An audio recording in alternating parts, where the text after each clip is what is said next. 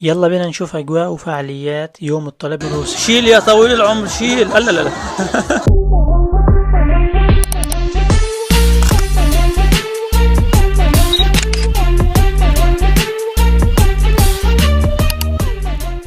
هنا الأجواء بتبدأ بالشاي وأكل، فأنا بسألها ب100 روبل ولا ببلاش؟ قالت ببلاش. Вас будут называть, а вы будете выезжать по трое. بصراحة اليوم كان جميل، والروسيين أصلا فعالياتهم حلوة ومشوقة. عامة اليوم بدأ بقهوة وبدأ بأكل روسي، كان كله مجاني. هنا درجة الحرارة كانت سالب 25 أو 24، فكان لازم نبدأ مثلا بقهوة أو مشروب دافي. ودي أكلة روسية مشهورة، كان في شخص موجود بيوزعها علينا مجاني.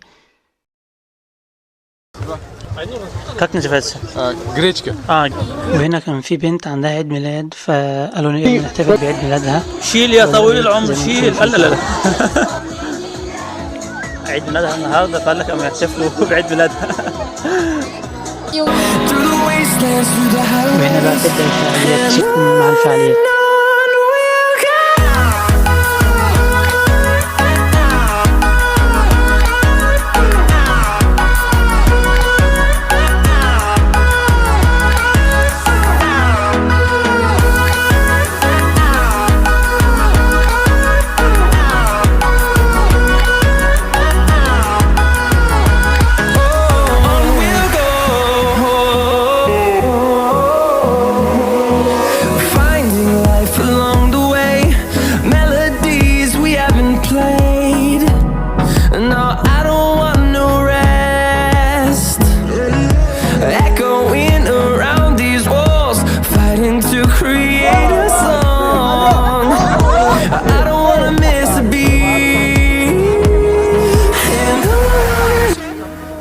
Yemen.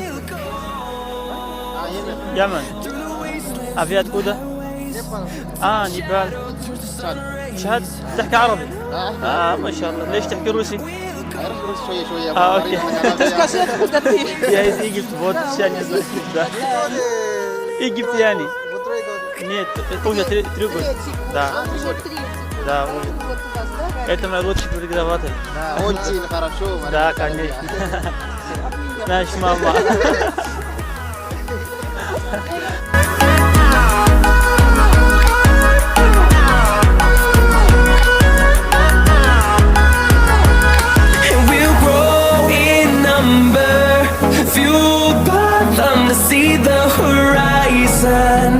Turn us to thousands, and we'll grow in number, fueled by them to see the horizon.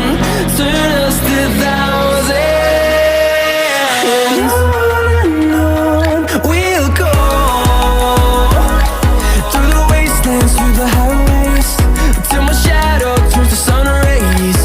And on we'll go, through the wastelands, through the highways, and on we'll go. كان هم هنا السكن بتاعي هنا، فهو ايه عادي يعني. هخلع انا رجلي جمدت، راح اغير الشراب ولا غير حاجه، رجلي جمدت، احنا في تلج. بسم الله. هنا كان لازم امشي، ان الجو كان برد وايدي تلجت ورجلي تلجت، فقلت استخدم الاستشوار بقى.